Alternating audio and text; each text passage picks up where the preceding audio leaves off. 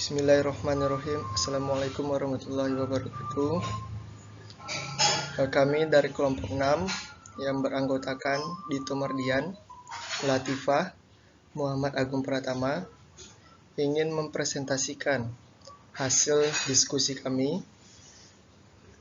yang dengan materi laporan posisi keuangan dan laporan arus kas pada mata kuliah teori akuntansi. Baiklah, pada bagian pertama saya akan menjelaskan tentang laporan posisi keuangan atau bisa disebut dengan neraca. Neraca itu harus mengungkapkan kekayaan perusahaan pada suatu titik waktu.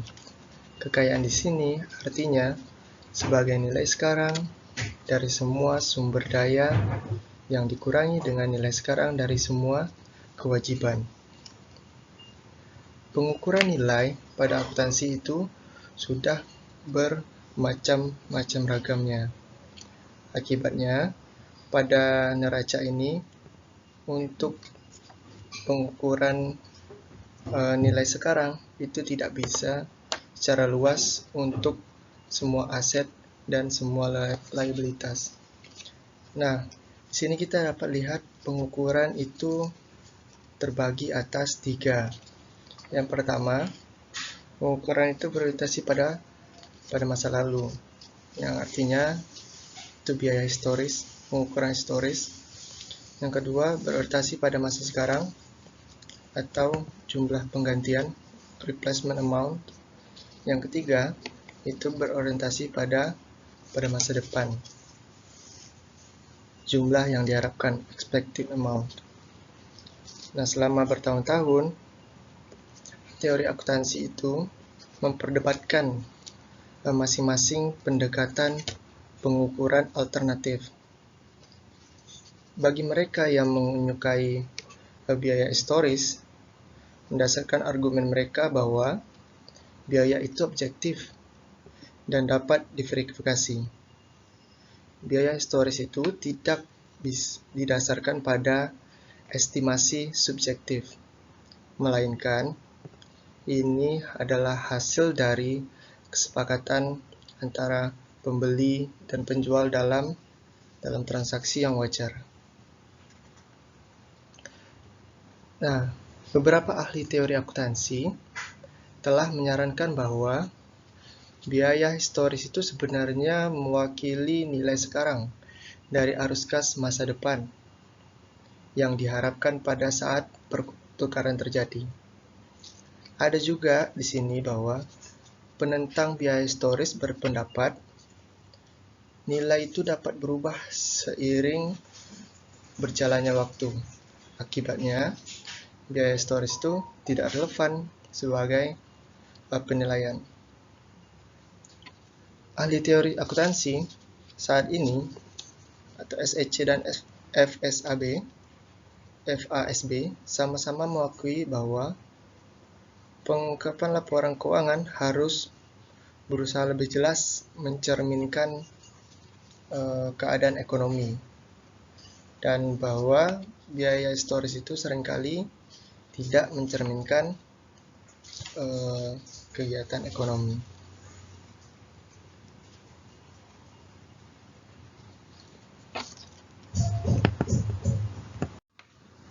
Selanjutnya, itu adalah elemen-elemen laporan posisi keuangan atau neraca.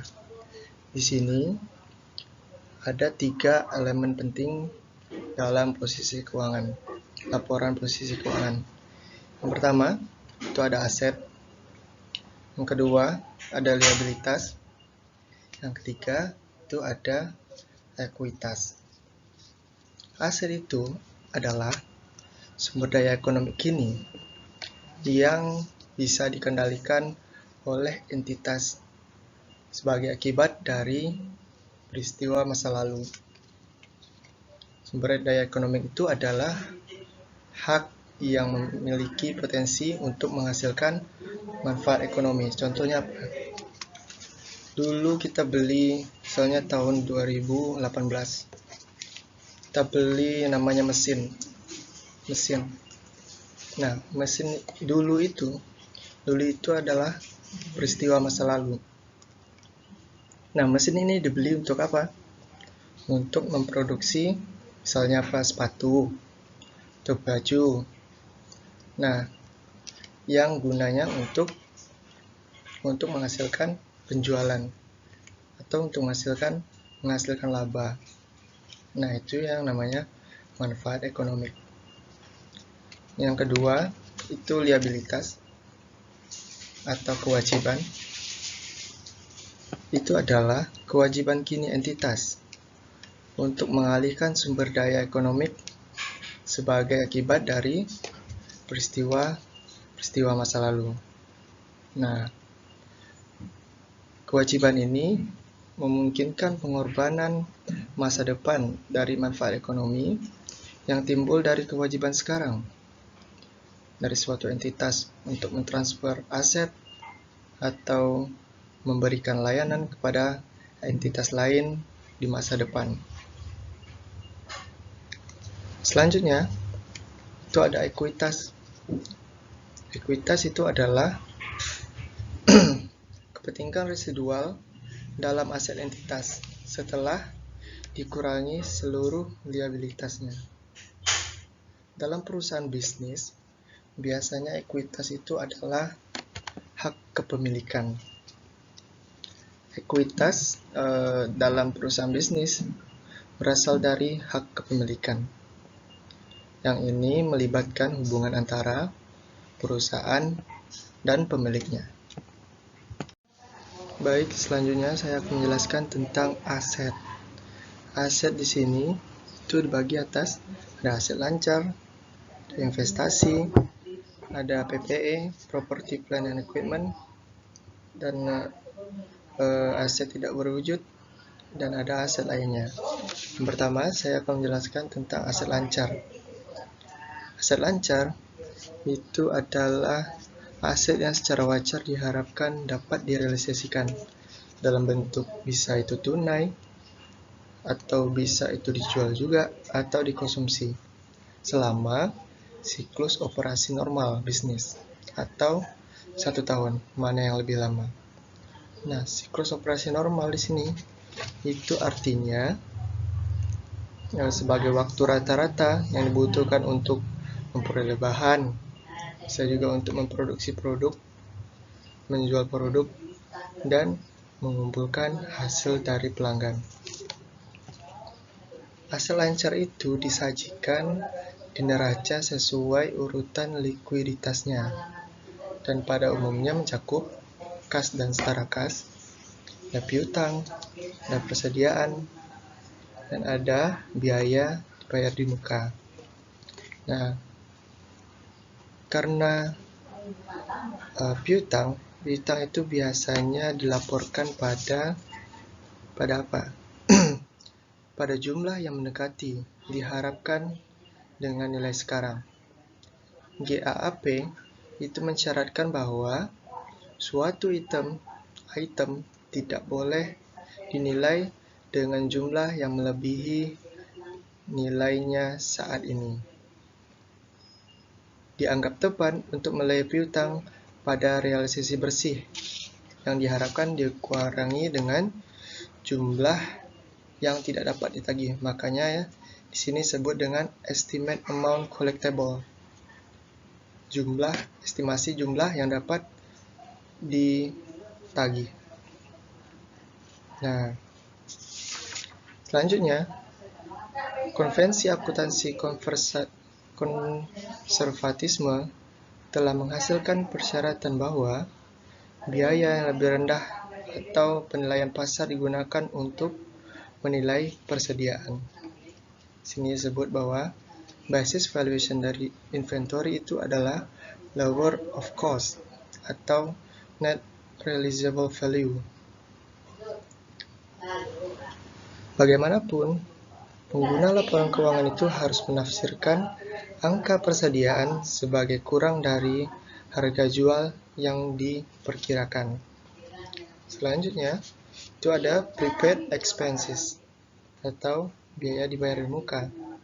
Item biaya dibayar di muka ini dinilai dengan biaya historis, dan jumlah yang disesuaikan dibebankan ke beban setiap tahunnya sampai dikonsumsi. Selanjutnya, seperti yang kita lihat dari pembahasan sebelumnya, ada dua masalah yang muncul ketika kita mencoba untuk mengklasifikasi aset sebagai aset lancar. Pertama itu adalah periode waktu di mana aset tersebut akan dikonsumsi. Yang kedua, ada teknik penilaian yang tepat. Nah, prosedur penilaian yang terkait dengan masing-masing item itu akan lebih baik jika dipertimbangkan dengan sendirinya. Akan tetapi, ketika semua item itu jumlahkan sampai angka yang disebut dengan total aset lancar, itu akan sulit untuk menafsirkan hasilnya. Baik, untuk selanjutnya, pada aset ada yang namanya properti, pabrik, dan peralatan, dan harta tidak berwujud. Meskipun properti, pabrik, dan peralatan, dan benda tidak berwujud ini merupakan aset yang berbeda atau secara fisik berbeda, prosedur penilaian terkait dengannya itu adalah serupa. Nah, bagaimana contoh dari PPE ini? Itu ada tanah, ada bangunan, ada mesin, ada furniture, dan lain-lain sebagainya. Nah, dalam kasus aset tetap, nilai tercatat atau carrying value itu diungkapkan dengan selisih antara biaya perolehan dan akumulasi penyusutan. Misalnya apa? Di 2020 kita beli bangunan dengan harga 200 juta dan telah disusutkan misalnya 20 juta. Nah, selisih dari biaya perolehan dan akumulasi itu adalah nilai tercatatnya.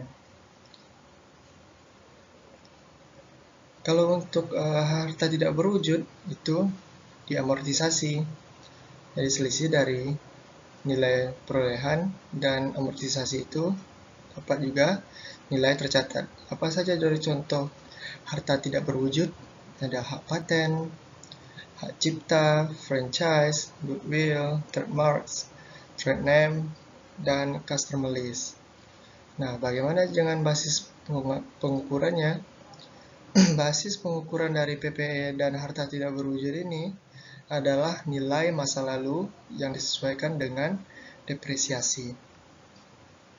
Selanjutnya, pada aset ada yang namanya investasi.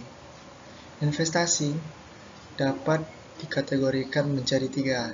Yang pertama, itu sekuritas yang diperoleh untuk tujuan tertentu, seperti menggunakan dana menganggur dalam waktu yang lama atau memberikan pengaruh pada operasi perusahaan lain. Yang kedua, aset yang saat ini tidak digunakan oleh organisasi bisnis, seperti misalnya apa? Tanah yang dikuasai untuk lokasi pembangunan untuk masa depan. Yang ketiga, itu ada dana khusus yang akan digunakan untuk keperluan khusus di masa yang akan datang. Contohnya, seperti sinking fund. Nah, jika suatu perusahaan itu mempunyai kepentingan pengendali atau memiliki 50% dari sahamnya pada perusahaan investasi, maka perlu adanya konsolidasi laporan keuangan. Nah, perusahaan pelapor itu atau perusahaan yang memberikan investasi sebesar di atas 50% itu disebut dengan perusahaan induk. Dan perusahaan yang mendapatkan investasi atau investee itu disebut sebagai anak perusahaan. Nah, dari proses ini akan mengakibatkan pada neraca, yaitu investasi yang dilakukan anak itu tidak dilaporkan pada investasi yang dilakukan oleh induk pada anak itu tidak dilaporkan di perusahaan anak. Nah, jika sebaliknya perusahaan mengakuisisi ekuitas perusahaan investasi untuk mempengaruhi operasi perusahaan tersebut, GAAP mensyaratkan bahwa investasi tersebut dicatat dengan metode ekuitas. Metode ekuitas ini menyesuaikan dengan biaya historis untuk pendapatan investasi dan penerimaan dividen. Nah, keuntungan atau kerugian yang belum direalisasi diakui pada ekuitas pemegang saham sebagai komponen akumulasi pendapatan komprehensif lainnya. Ada basis pengukuran pada investasi ini. Ada yang namanya nilai wajar, ada amortized cost, atau the result of applying equity method. Selanjutnya, yang terakhir, yaitu ada yang namanya aset lainnya. Nah, tadi sudah dibahas dengan aset lancar, ada aset tetap, investasi, aset tidak berwujud. Nah, pada bagian ini ada yang namanya aset-aset lainnya. Judul kategori aset sebelumnya biasanya akan kemungkinan pengungkapan untuk semua aset, tetapi beberapa perusahaan menyertakan kategori akhir sebagai aset lainnya. Contohnya apa? Ada long-term prepaid expense, dan non-current receivables, ada special fund, property held for sale, ada restricted cash or securities. Misalnya dia ada punya barang, ada punya aset, itu untuk dijual kembali. Nah, tidak untuk digunakan pada operasi. Nah, penilaian aset ini umumnya adalah nilai tercatatnya di neraca pada awalnya dilaporkan dalam kategori aset lainnya. Selanjutnya, kita akan bahas tentang kewajiban. Kewajiban itu dapat dibagi atas 3. Yang pertama, ada kewajiban lancar, ada kewajiban jangka panjang, ada kewajiban lainnya. Nah, untuk kewajiban lancar, itu adalah kewajiban yang umumnya diharapkan oleh perusahaan untuk diselesaikan dalam siklus operasi normal atau dalam 1 tahun. Apa saja contoh dari kewajiban jangka pendek? Yang pertama ada utang jangka pendek. Yang kedua ada bagian utang jangka panjang yang jatuh tempo saat ini. Yang ketiga ada utang pajak penghasilan. Yang keempat, deposit yang dapat dikembalikan. Yang kelima, itu adalah kewajiban yang masih harus dibayar. Misalnya apa dalam jangka pendek ini? Misalnya perusahaan ingin beli printer. Printer dibeli secara kredit dalam jangka waktu 6 bulan misalnya. Nah, 6 bulan ini artinya kurang dari 1 tahun. Atau itu berada pada siklus normal perusahaan. Nah, meskipun saat ini dari instrumen utang itu sama dengan nilai sekarang, dari arus kas masa depan, kewajiban lancar itu biasanya diukur dan dilaporkan pada nilai likuidasi karena periode keberadaan relatif singkat dan pemenuhan kewajiban tersebut umumnya melibatkan pembayaran tunai. Dalam opini APB nomor 10 menyatakan bahwa prinsip umum akuntansi yang saling hapus aset dan kewajiban di neraca tidak tepat kecuali jika terdapat hak penggantian kerugian. Selanjutnya, itu adalah kewajiban jangka panjang dan kewajiban lainnya. Kewajiban jangka panjang adalah kewajiban yang diselesaikan oleh perusahaan itu jangka waktu lebih dari 1 tahun atau siklus operasi normal. Nah, apa saja contoh dari kewajiban jangka panjang ini? Ada utang obligasi, ada notes payable atau hasil bayar, ada pajak penghasilan tangguhan, ada kewajiban sewa, ada kewajiban pensiun. Nah, di sini kita dapat lihat bahwa ada 3 tipe kewajiban. Kewajiban yang pertama Itu kewajiban timbul akibat dari situasi pembiayaan tertentu. Yang kedua, kewajiban itu timbul bisa dari operasi biasa perusahaan.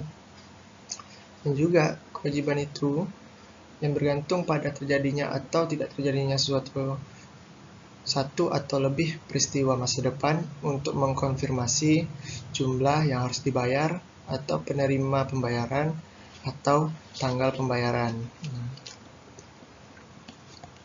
Penilaian hutang yang dihasilkan menyeratkan bahwa saldo pinjaman awal itu sama dengan nilai sekarang dari arus kas masa depan. Instrumen hutang yang didiskontokan pada tingkat yang dikenakan oleh kreditur, bisa itu dari bunga pasar atau suku bunga efektif. Dalam kasus di mana tidak ada tingkat yang ditetapkan, hutang diterbitkan dengan premi atau diskonto. GAP mensyaratkan bahwa premi atau diskon pada kewajiban jangka panjang harus dihapuskan selama umur kewajiban untuk mencerminkan dengan benar bahwa tingkat bunga efektif atas utang.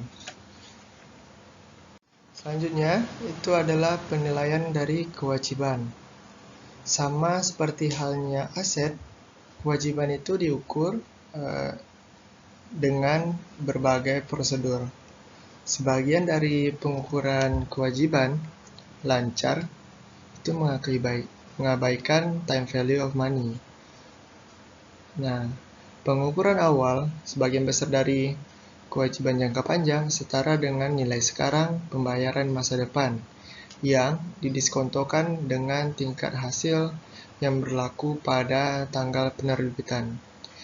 Jika terdapat diskon atau premi atas kewajiban ini, maka kewajiban tersebut dilaporkan di neraca sebesar biaya perolehan diamortisasi. Nah, kegagalan untuk mempertimbangkan suku bunga pasar saat ini dapat menyebabkan laporan keuangan itu menjadi bias untuk kepentingan kreditor saat ini, terutama ketika banyak kewajiban yang bersifat jangka panjang. Selanjutnya, itu ada ekuitas. Ekuitas kita bagi menjadi 3. Pertama ada saham biasa, ada saham preferen, dan ada treasury stock. Nah, pada saham biasa itu diukur dengan biaya historis atau historical. Artinya apa? Jumlah yang diterima investor pada saat saham tersebut diterbitkan.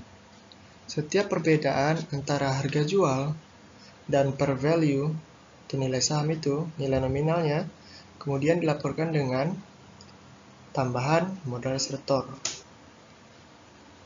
Selanjutnya, saham preferen. Saham preferen ini pada umumnya memiliki preferensi untuk dividen.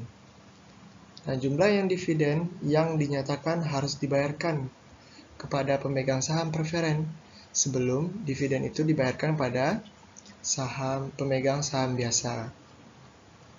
Dasar pengukuran saham preferen ini sama dengan dengan saham biasa, yaitu biaya historis dengan historical. Dengan demikian, maka jumlah yang dibagi antara nilai nominal saham dan tambahan modal setor. Selanjutnya itu adalah treasury stock. Treasury stock artinya saham yang diperoleh kembali. Korporasi dapat mengurangi ekuitas pemegang saham mereka dengan mengakuisisi saham mereka di pasar terbuka. Ya, artinya dia sudah terbitkan saham, dia beli kembali, dia akuisisi kembali. Selanjutnya, pada bagian ekuitas ini ada namanya laba ditahan dan akumulasi pendapatan komprehensif lainnya. Kepentingan kepemilikan dalam suatu perusahaan dapat didefinisikan sebagai sisa kepentingan atas aset perusahaan setelah dikurangi dengan kewajiban. Nah, pengukuran laba ditahan dan akumulasi komprehensif lainnya bergantung pada pengukuran pendapatan dan ekspirasi biaya selama umur perusahaan. Contohnya apa? Contohnya keuntungan dan kerugian yang belum direalisasikan pada sekuritas ekuitas non-trading, dan keuntungan dan kerugian yang belum direalisasikan dari transaksi derivatif tertentu. Laba ditahan merupakan penghasilan perusahaan yang tidak didistribusikan. Sebagian besar negara bagian mengharuskan dividen itu tidak melebihi saldo laba ditahan, dan pemegang saham mungkin ingin membagikan dividen tambahan ketika saldo laba ditahan itu relatif cukup besar. Nah, ekuitas tidak memiliki kriteria untuk memiliki kriteria pengukuran selain penilaian residual. Baiklah, saya akan melanjutkan presentasi dari teman saya, pengukuran nilai wajar berdasarkan SFAS nomor 157. Pada bulan September 2007, FSAB menerbitkan SFAS nomor 157 pengukuran nilai wajar. Pernyataan ini menentukan bagaimana nilai wajar ditentukan ketika pengukuran tersebut disyaratkan oleh GAAP yang ada. Adapun aspek terpenting dari SFAS 157 adalah sebagai berikut. Yang pertama, definisi nilai wajar.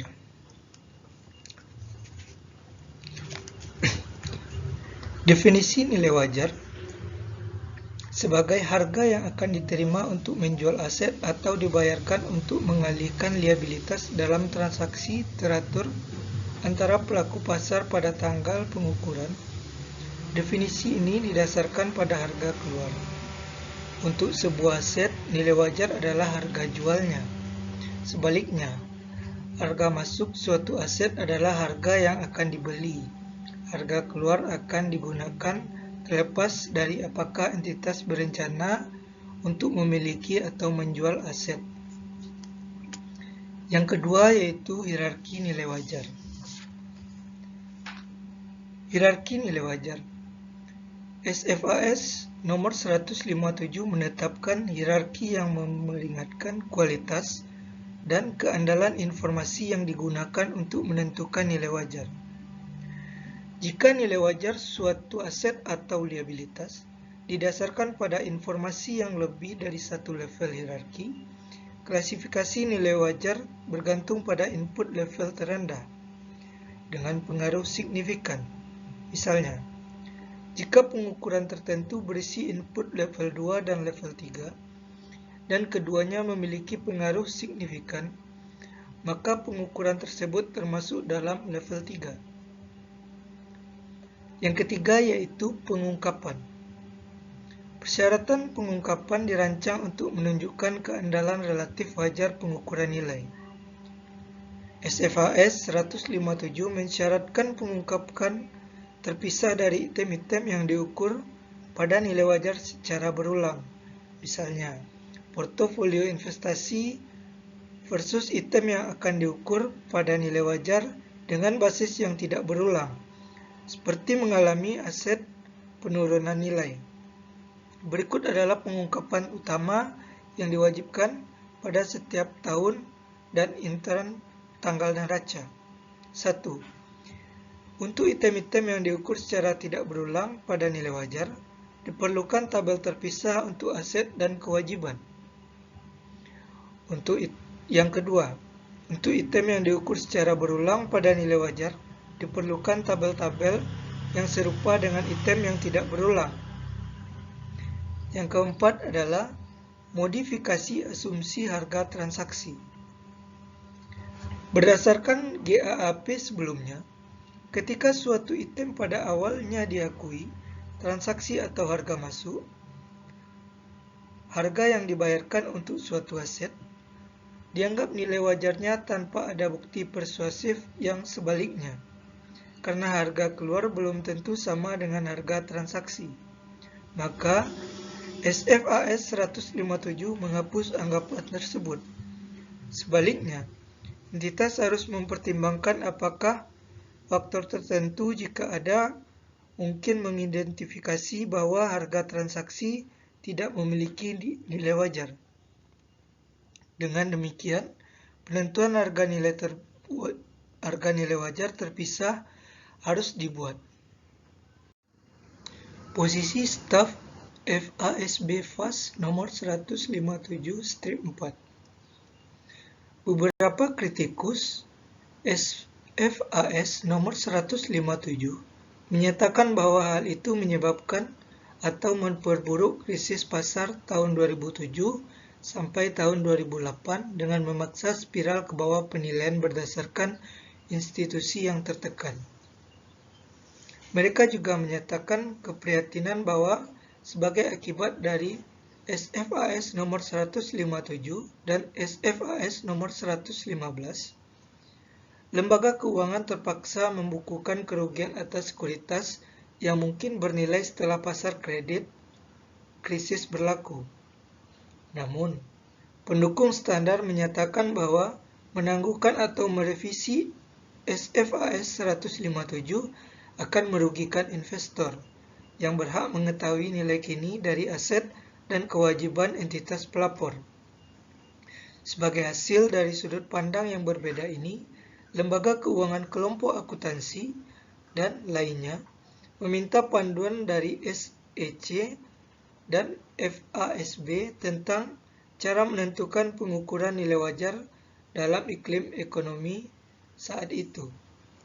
Pada tanggal 30 September 2008, SEC dan FASB diberikan kewenangan oleh Kongres untuk mempelajari implikasi dari PSAK nomor 157.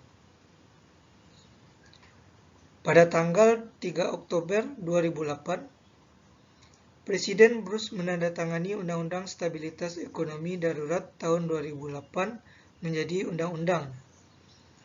Bagian 133 dari undang-undang ini mengharuskan SEC untuk mempelajari akuntansi nilai wajar dan melaporkan dampaknya.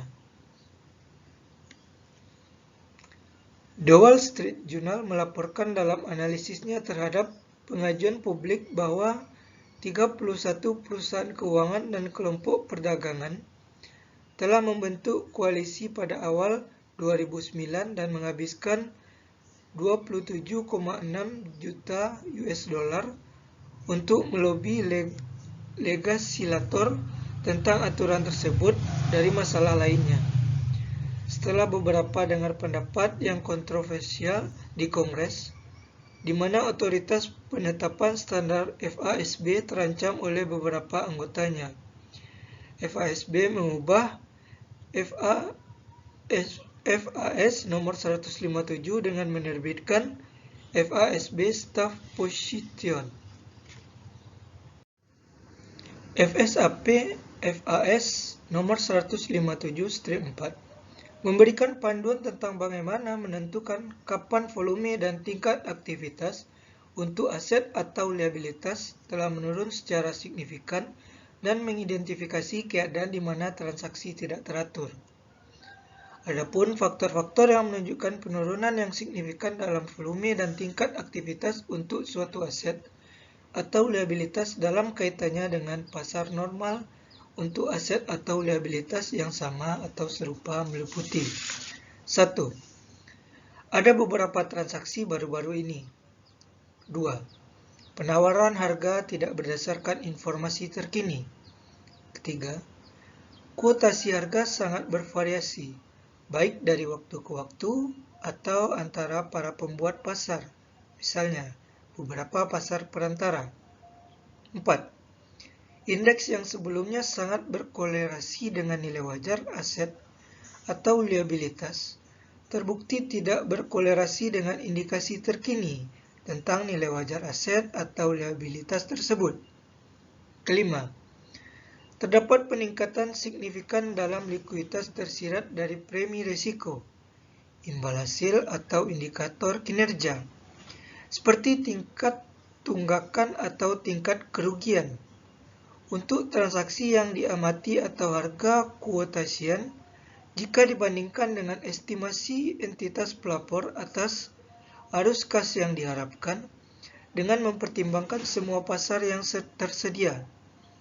Keenam, ada bid-ask spread yang melebar atau peningkatan yang signifikan dalam bid-ask spread. Yang ketujuh, ada penurunan atau ketiadaan pasar yang signifikan untuk penerbitan baru, yaitu pasar primer, untuk aset atau liabilitas atau aset atau liabilitas serupa. Yang kedelapan, sedikit informasi yang dirilis ke publik. Selanjutnya, setelah mempertimbangkan signifikansi dan relevansi dari masing-masing faktor di atas atau faktor lainnya, pertimbangan harus digunakan untuk menentukan apakah pasar aktif dan penyesuaian yang signifikan terhadap transaksi atau quotation mungkin diperlukan untuk mengestimasi nilai wajar. Terdapat perbedaan pendapat atas perkiraan dampak FAS nomor 157/4. Yang pertama, komentator pasar keuangan CNBC Lauren Katzlow. Lauren Katzlow menyarankan bahwa hal itu akan mengakibatkan bank melaporkan peningkatan profitabilitas dan bahwa neraca mereka akan mengungkapkan lebih banyak modal daripada yang dilaporkan sebelumnya, berdasarkan ketentuan SFAS nomor 157. Di sisi lain, penentang amandemen seperti manajer Hodge Fund James Chanos berpendapat bahwa memungkinkan bank untuk mengganti penilaian angan-angan mereka sendiri tentang nilai dengan harga pasar. Meskipun pendukung dan penentang amandemen tersebut berbeda pendapat mengenai konsekuensi ekonomi dari penerapannya, keduanya mengharapkan amandemen tersebut memiliki dampak yang besar. Usulan format dalam laporan posisi keuangan. Pertama, Dewan mengusulkan untuk lebih lanjut memisahkan aset dan kewajiban dalam setiap kategori menjadi jangka pendek dan jangka panjang, berdasarkan kerangka waktu 1 tahun yang akan menggantikan perbedaan saat ini antara aset lancar dan aset tidak lancar. Kewajiban akan menggunakan 1 tahun atau operasi. Aset dan kewajiban yang disajikan dalam setiap bagian akan dianalisis lebih lanjut. Apakah aset tersebut atau kewajiban tersebut termasuk sebagai jangka pendek atau jangka panjang, kecuali jika menyajikan aset dan kewajiban dalam urutan likuiditas akan memberikan informasi yang lebih relevan.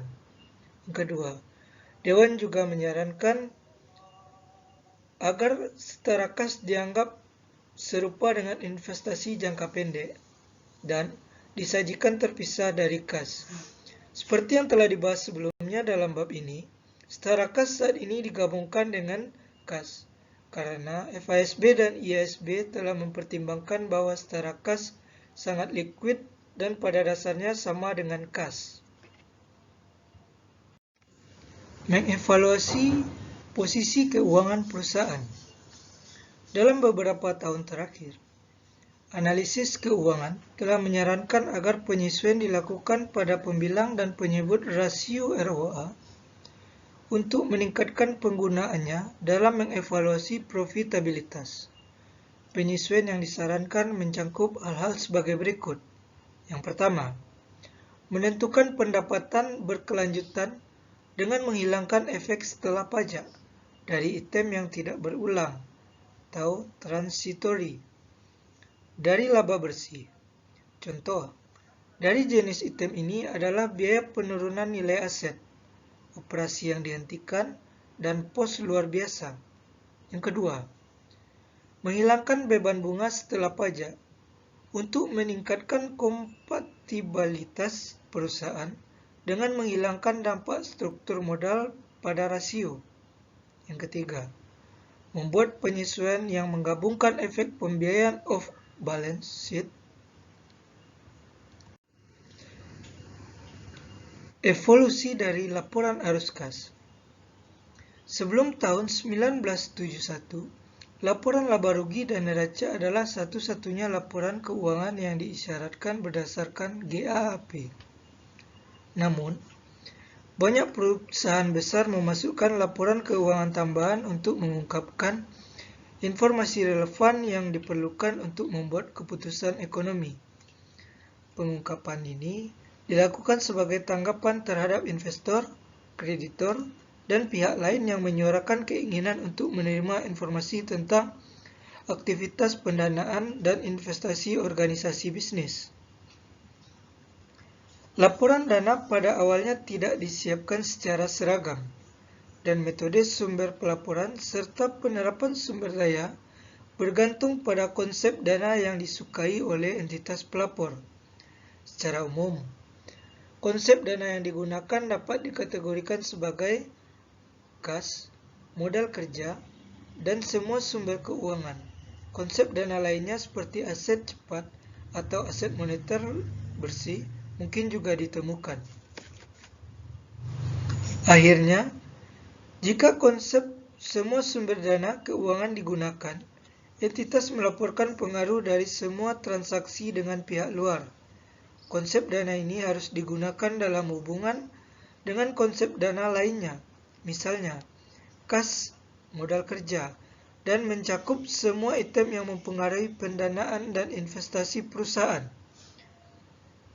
Contoh, transaksi sumber daya keuangan adalah pembelian aset dengan menerbitkan saham.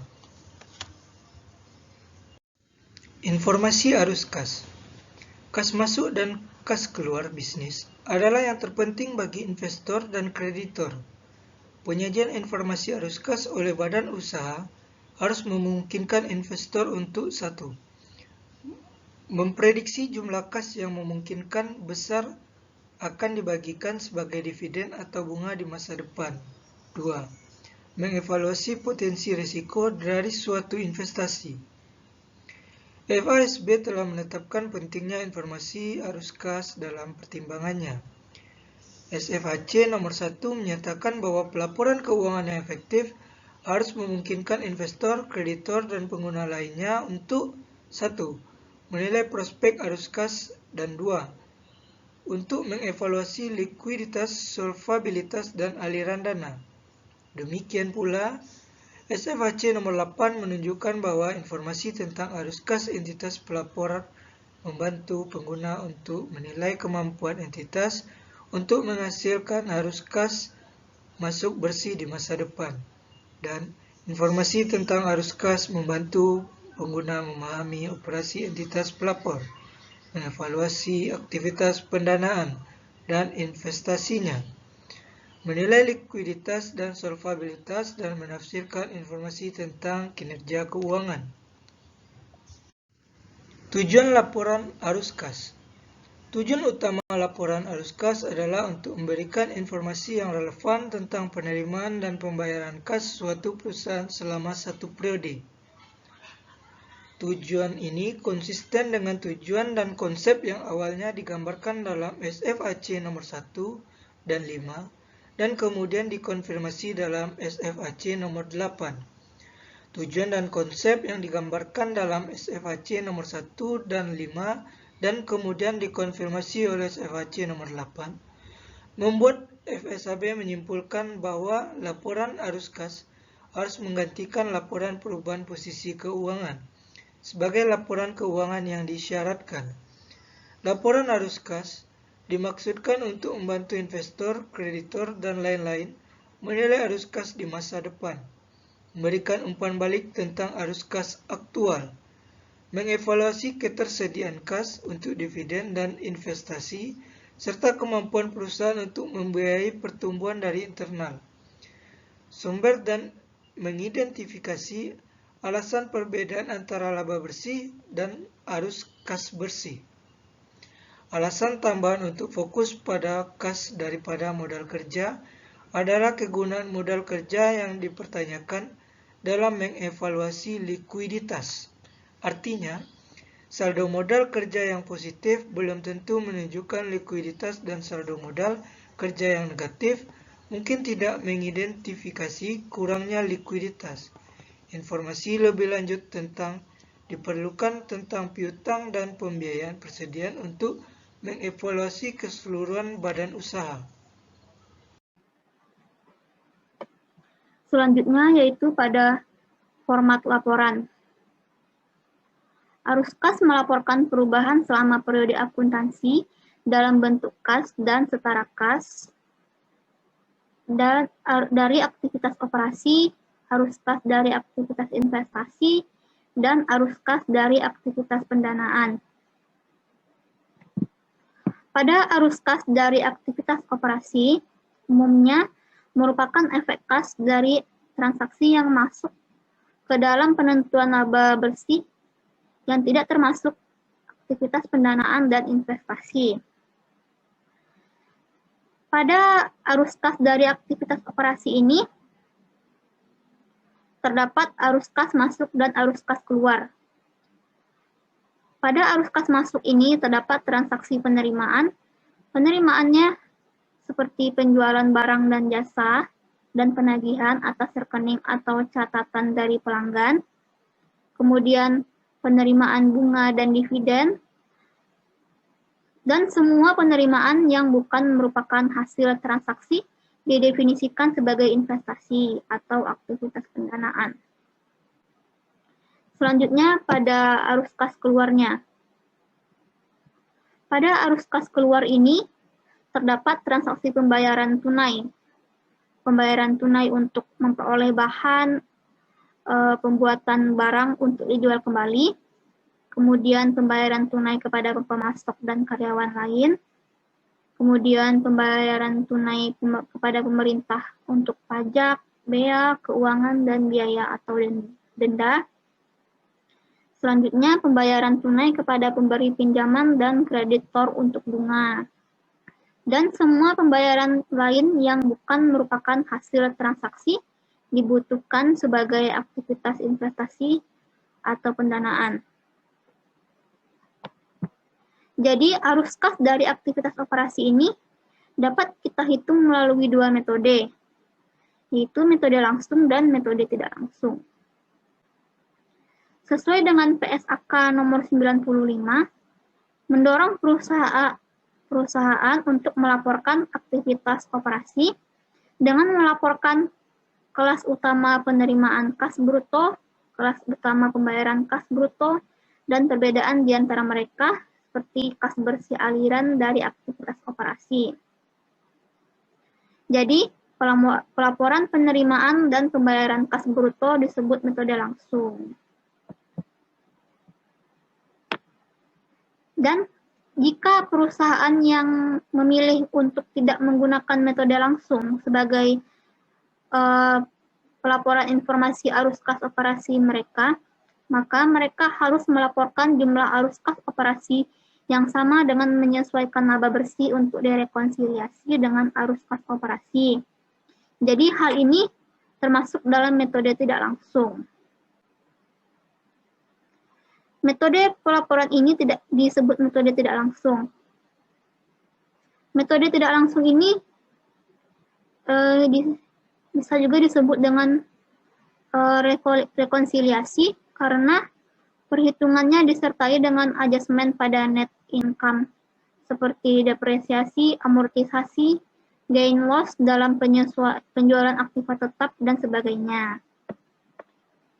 Selanjutnya yaitu pada arus kas dari aktivitas investasi. Investasi termasuk membuat dan mengumpulkan pinjaman, memperoleh dan melepaskan sekuritas hutang atau ekuitas perusahaan lain, dan memperoleh dan membuang properti, pabrik, dan peralatan serta sumber daya produktif lainnya. Pada arus kas dari aktivitas investasi ini, terdapat transaksi pada arus kas masuk dan arus kas keluar. Arus kas masuk terdapat contohnya sebagai berikut: penerimaan dari pengumpulan penjualan pinjaman yang diberikan kepada entitas lain, juga penerimaan dari pengumpulan atau penjualan instrumen hutang perusahaan lain, dan penerimaan dari penjualan aset tetap dan aset produktif lainnya. Sedangkan pada arus kas keluar, contoh transaksinya adalah pencairan dan pembayaran. Pencairannya terdapat pada pinjaman yang diberikan oleh perusahaan kepada entitas lain. Sedangkan pembayaran untuk mengakuisisi perusahaan lain, instrumen hutang, dan pembayaran untuk memperoleh properti, pabrik, dan serta aset produktif lainnya. Selanjutnya pada arus kas dari aktivitas pendanaan. Aktivitas pendanaan ini dihasilkan dari perolehan sumber daya dari pemilik, pengembalian dan pengembalian investasi kepada pemilik. Pada arus kas dari aktivitas pendanaan ini, terdapat juga arus kas masuk dan arus kas keluar. Contoh arus kas masuknya antara lain penerimaan kas atas penjualan instrumen ekuitas atau saham, juga penerimaan kas atas penjualan instrumen hutang, baik jangka pendek maupun jangka panjang. Sedangkan pada arus kas keluar yaitu pembayaran, terdapat pembayaran kas dividen atau distribusi kas lainnya kepada pemilik, lalu pembayaran kas atas pelunasan pinjaman. Berikutnya analisis keuangan informasi arus kas. Jadi tujuan utama akuntansi itu adalah untuk menyajikan data yang memungkinkan investor dan kreditor untuk memprediksi jumlah kas yang akan dibagikan dalam bentuk dividen dan bunga, yang kemudian memungkinkan menjadi evaluasi risiko.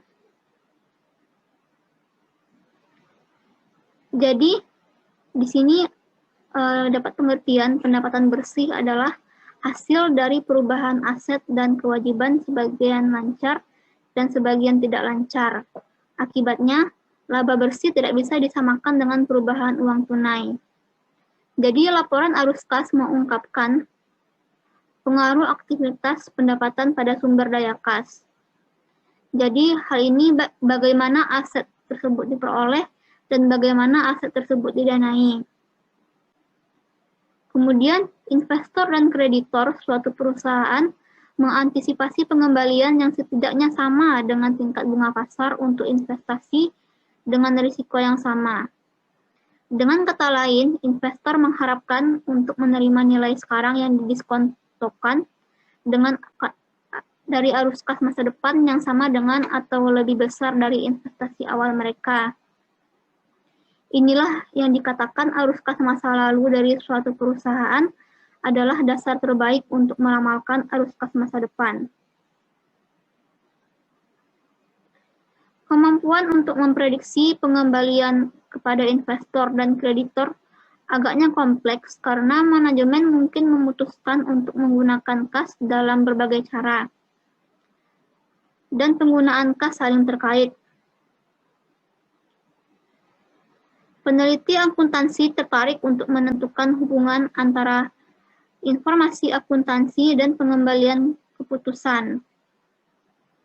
Di sini penelitian empiris menunjukkan bahwa data arus kas memiliki kandungan informasi tambahan atas data pendapatan aktual dan bahwa data arus kas lebih unggul daripada perubahan informasi modal kerja. Salah satu metode dalam menganalisis laporan arus kas perusahaan adalah dengan menentukan jumlah pembiayaan tahunan yang dibutuhkan untuk menopang aktivitas tahunan yang disebut arus kas bebas. Metrik ini berguna untuk mengukur arus kas perusahaan melebihi yang diperlukan untuk tumbuh pada kurs saat ini. Artinya, perusahaan harus membuat belanja modal ada dan tumbuh, dan kas bebas mempertimbangkan pengeluaran ini. Jadi akibatnya rumus yang benar secara teoritis untuk menghitung arus kas bebas adalah arus kas dari operasi, pengeluaran modal yang diperlukan untuk mempertahankan pertumbuhan saat ini. Tapi jumlah belanja modal yang diperlukan untuk mempertahankan pertumbuhan saat ini tidak dapat ditentukan dari penelaahan atas laporan keuangan perusahaan. Oleh karenanya, Perkiraan jumlah ini dikembangkan dengan menggunakan pengeluaran modal periode berjalan perusahaan dan rumus yang direvisi adalah menjadi arus kas dari operasi belanja modal periode berjalan. Selanjutnya, standar akuntansi internasional.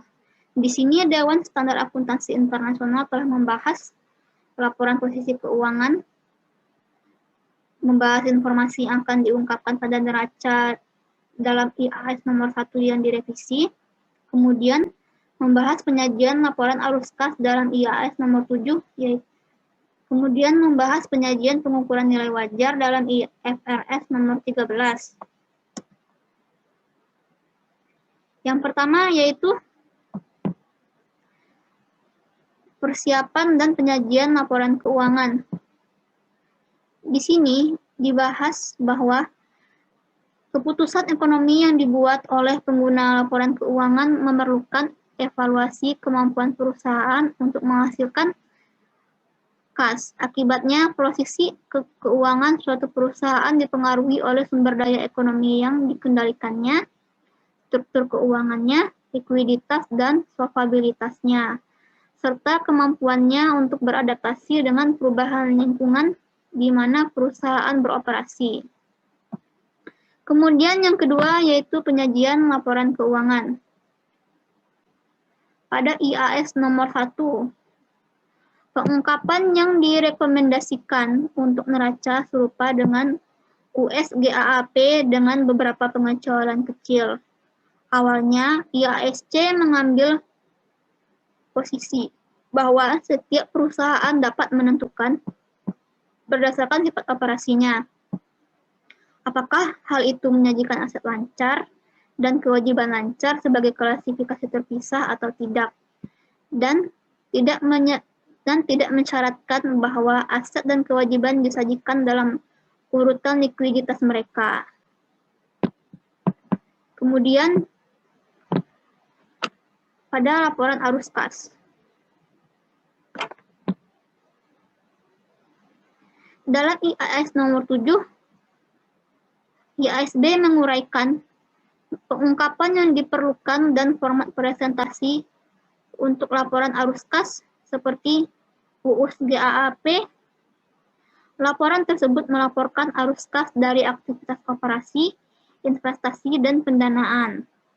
Selain itu, arus kas dari aktivitas operasi dapat dilaporkan dengan menggunakan metode langsung atau tidak langsung. Tetapi IASB menyatakan preferensi untuk metode langsung. Kemudian, pada pengukuran nilai wajar, IFRS nomor 13, hal ini berlaku untuk SAK yang mensyaratkan atau mengizinkan pengukuran atau pengungkapan nilai wajar. Hal ini memberikan kerangka IFRS tunggal untuk mengukur nilai wajar dan mensyaratkan pengungkapan tentang pengukuran nilai wajar. Standar ini mendefinisikan nilai wajar atas dasar sebagai konsep harga keluar dan menguraikan hierarki nilai wajar yang menghasilkan pengukuran berbasis pasar. Hal itu dikeluarkan guna mengurangi kompleksitas dan meningkatkan konsistensi saat mengukur nilai wajar.